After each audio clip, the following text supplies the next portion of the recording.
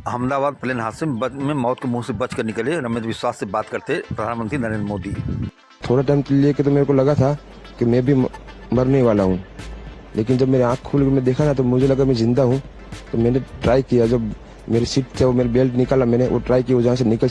मैं जो साइड पे था ना, वो साइड हॉस्टल पे नहीं लैंड हुई थी। हॉस्टल के जो ग्राउंड फ्लोर है ना, जैसे नीचे, वहाँ लैंड हुई थी। तो मुझे प्लेन क्रैश से बचे इकलौते यात्री ने किसी चमत्कार से कम नहीं है, किसी चमत्कार से ही बच पाया है, ऐसा माना जा रहा है। जिसमें 265 लोग प्लेन हादसे में मारे हैं, जिसमें 242 सवार थे उस प्लेन में और 241 की मौत हो जाती है। एक का बच पाना किसी चमत्कार से कम नहीं है। पूरे लोग आज चर्चा कर रहे हैं इस विषय पर। यहाँ तक कि प्रधानमंत्री नरेंद्र मोदी भी उस बचे हुए शख्स से मिलने अस्पताल पहुंचे, हालांकि उनकी स्थिति सामान्य बताई जा रही है। आपको बता दें कि अहमदाबाद प्लेन हादसे में जिंदा बचे इकलौते यात्री रमेश विश्वास कुमार ने बताया कि मुझे विश्वास नहीं होता कि मैं कैसे जिंदा बाहर निकला। शायद दरवाज़ा टूटा और सीट समेत नीचे गिर गया, मुझे कुछ याद नहीं था। रमेश कुमार अहमदाबाद के सिविल अस्पताल में भर्ती हैं। प्रधानमंत्री नरेंद्र मोदी ने उनसे मुलाकात की और हालचाल जाना। दोनों के बीच करीब 10 मिनट बातचीत हुई।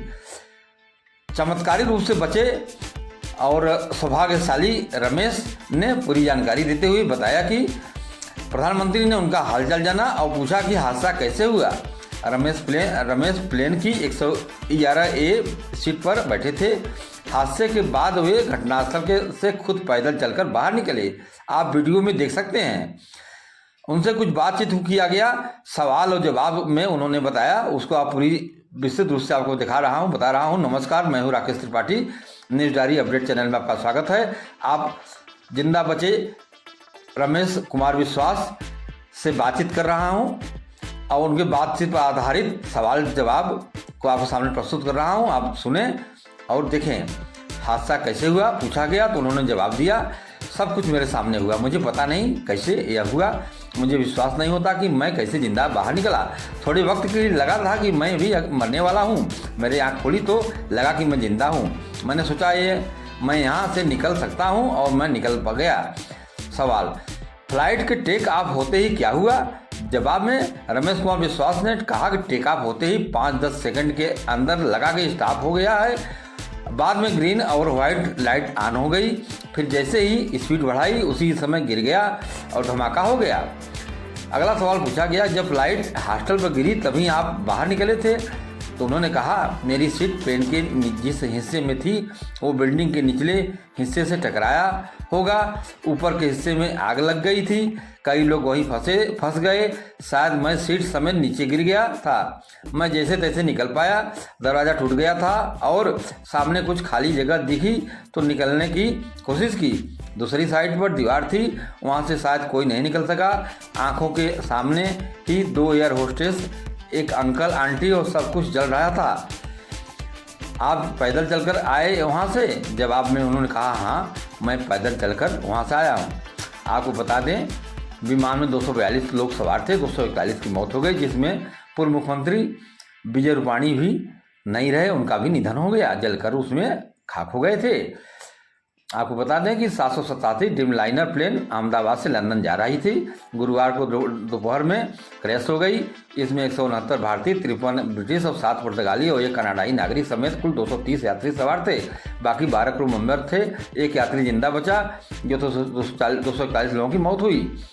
प्लेन जिस बिल्डिंग से टकराया तो वहाँ अहमदाबाद के सिविल हॉस्पिटल के डॉक्टर रहते थे। जानकारी के मुताबिक हादसे के समय इमारत में 50 से 8 डॉक्टर मौजूद थे, जिनमें से 15 से ज़्यादा घायल हो गए और हादसे की जगह मिले ज़्यादातर सब पूरी तरह झुलस गए हैं।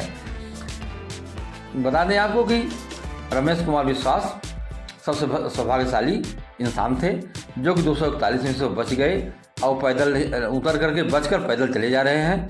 लोग उनको देख रहे हैं, यह किसी चमत्कार से कम नहीं है और वाकई में चमत्कारिक ढंग से वह अपने बचा पाए हैं और भगवान ने उनको सुरक्षित बचा लिया। बाकी लोग तो जलकर खाक हो गए, यहाँ तक कि जहाज़ भी कई टुकड़ों में टूट गई। और आपको बता दें कि ये अहमदाबाद का सरदार पटेल हवाई अड्डा है, इंटरनेशनल हवाई अड्डा। उस हवाई अड्डे पर लोग पहुँचे थे, काफ़ी संख्या में लोगों को लंदन जाना था। इसी में गुजरात के पूर्व मुख्यमंत्री लोकप्रिय नेता विजय रूपाणी भी प्लेन से जाने वाले थे लंदन। बताया जा रहा है कि अपनी बेटी से मिलने जा रहे थे वो। कई लोगों के कई सपने रहे होंगे जाने के, कई लोग पहली बार प्लेन की यात्रा करने गए थे, उसकी खुशी में थे, लेकिन ऊपर वाले को कुछ और ही मंजूर था, जो कि वह हो गया। वही होता है जो मंजूरी खुदा होता है, कहावत कहा गया है, वही हुआ। आज लोग बिलख रहे हैं, जिसके घर से लोग गायब हुए हैं, झूठे हैं, उनके चेहरे का पता नहीं चल रहा है। डीएनए टेस्ट होगा तो पता चलेगा कौन कहाँ कौन किसका बॉडी है। लेकिन कुल मिलाकर बहुत शुक्र है भगवान का कि एक व्यक्ति जो बच गया, उनके परिवार में कितना आज खुशियाँ होंगी, उनके रिश्तेदारों में कितना खुशी होगी, या किसी चमत्कार से कम नहीं है कि रमेश कुमार विश्वास बचकर निकले हैं। खबर में आप बने रहें, अच्छी लगे तो शेयर जरूर करें, अपना सुझाव कमेंट बॉक्स में भी दें। नमस्कार। कहावत आज सच साबित हुई है कि मारने वाले से बचाने वाला कठिन है। जब ईश्वर ने चाहा तभी एक बच पाया, बाकी सभी लोग मारे गए। और बहुत परिवार वह शुक्रगुजार है रमेश कुमार विश्वास का, जो कि मौत के मुंह से बच कर निकले हैं। आप देख रहे हैं।